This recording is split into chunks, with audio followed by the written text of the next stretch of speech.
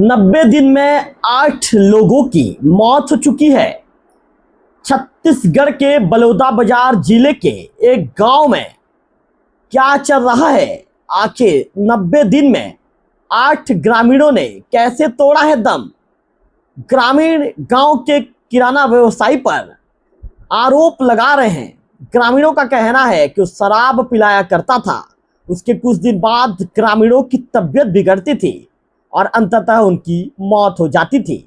नमस्कार, मैं हूं रवि तिवारी। आप देखना शुरू कर चुके हैं लोकल टीवी छत्तीसगढ़।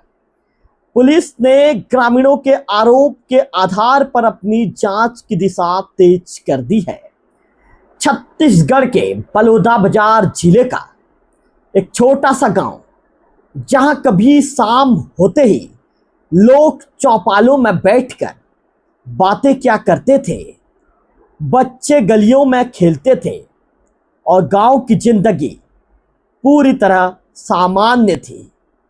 लेकिन आज उसी गांव में खौफ है। लोग दरवाजा बंद करके यह कह रहे हैं कि गांव में ये क्या हो रहा है। फुसफुसाकर गांव में बातें हो रही है और हर किसी के मन में सिर्फ और सिर्फ एक ही सवाल, क्या 90 दिनों में हुई 8 मौतें सिर्फ एक संयोग थी या फिर इसके पीछे छिपा है मौत का कोई खतरनाक काला खेल? आज हम आपको लेकर चलेंगे उस गांव में जहां एक के बाद एक हुई मौतों ने पूरे इलाके को दहला दिया है। ये कहानी शुरू होती है फरवरी महीने से।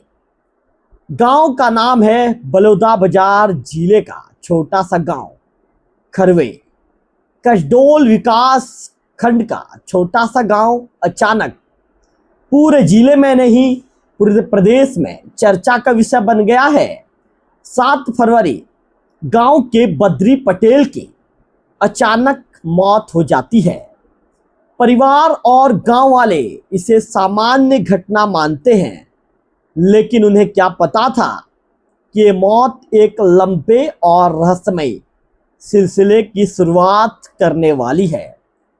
कुछ दिनों बाद पुतुल राम साहू की भी मौत हो जाती है। इसके बाद पूर्व सरपंच चैतराम साहू भी दुनिया को अलविदा कह देते हैं। लगातार 3 मौतें और फिर शुरू होती है गांव में चर्चाओं का दौर। ग्रामीणों के मुताबिक इन तीनों मृतकों में एक समानता थी। मौत से पहले ये सभी एक ही व्यक्ति के संपर्क में आए थे, गांव का एक किराना व्यापारी। धीरे धीरे लोगों की नजरें उसी व्यापारी की ओर उठने लगी। ग्रामीणों का आरोप है कि व्यापारी लोगों से पहले दोस्ती करता था, अच्छे संबंध बनाता था, उन्हें अपने साथ बिठाकर शराब पिलाता था और फिर कुछ समय बाद उनकी तबीयत बिगड़ जाती थी। पहले पेट में दर्द होता था, फिर उल्टियां होती थी और उसके बाद सीधे उनकी मौत हो जाती थी। क्या यह सिर्फ एक संयोग था या इसके पीछे कोई गहरी साजिश छिपी थी? फरवरी बीता, लेकिन मौतों का सिलसिला नहीं थमा। 14 मार्च को बुधराम जायसवाल की मौत हो गई। इसके बाद विनोद बाबू की जान चली गई, विनोद साहू। और फिर 28 अप्रैल को गजानन माझी की मौत ने पूरे गांव को झकझोर कर रख दिया। ग्रामीणों का दावा है कि इन सभी लोगों का संबंध भी उसी व्यापारी से जुड़ा हुआ था। अब गांव में डर और दहशत फैल चुका है। लोग एक दूसरे को सावधान रहने की सलाह दे रहे हैं, लेकिन मौत अभी भी नहीं थमी है। 30 अप्रैल को चैतराम साहू की मौत हो गई। इसके बाद 15 मई को महतरू साहू की भी संदिग्ध परिस्थितियों में जान चली गई। बताया जाता है कि महतरू साहू शराब पीने के बाद जो है उसकी तबीयत बिगड़ती गई और इसके बाद उसकी संदिग्ध परिस्थितियों में मृत्यु हो गई। आपको बता दूं कि महतरू साहू शराब पीने के बाद नदी की ओर नहाने गया था। लेकिन महज 15 मिनट के बाद उसकी मौत की खबर आ गई। ये खबर पूरे गांव में आग की तरह फैल गई। अब लोगों को लगने लगा है कि सामान्य घटना नहीं है। लगातार हो रही मौतों ने गांव का माहौल पूरी तरह बदल दिया है। कोई कहने लगा है कि ये गड़े धन की खोज का मामला है, तो कुछ लोग इसे तांत्रिक क्रिया से भी जोड़ने लगे हैं, तो कुछ लोगों ने इसे किसी रहस्यमयी शक्ति का असर बताना शुरू कर दिया है। लेकिन पुलिस अभी इन सब बातों से दूर रहकर अपनी जांच कर रही है। जांच टीम ने अंधविश्वास की बजाय वैज्ञानिक तथ्यों पर भरोसा किया है और यहीं से कहानी ने नया मोड़ आना शुरू हो चुका है। इस पूरे मामले में एक नाम जो सामने आया है, कार्तिक कुमार, जो पुलिस के लिए वह सबसे महत्वपूर्ण गवाह बन गया है। कार्तिक भी कथित तौर पर उसी व्यापारी के साथ शराब पीने बैठा था, लेकिन जैसे ही उसने शराब का पहला घूंट लिया उसे कुछ अजीब महसूस हुआ। शराब बेहद कड़वी थी। कुछ ही मिनटों में उसके पेट में तेज दर्द शुरू हो गया। फिर उसे भी उल्टियां होने लगी और देखते ही देखते वह भी बेहोश हो गया। परिवार वाले उसे लेकर अस्पताल पहुंचे, जहां उसकी हालत बेहद गंभीर बताई गई।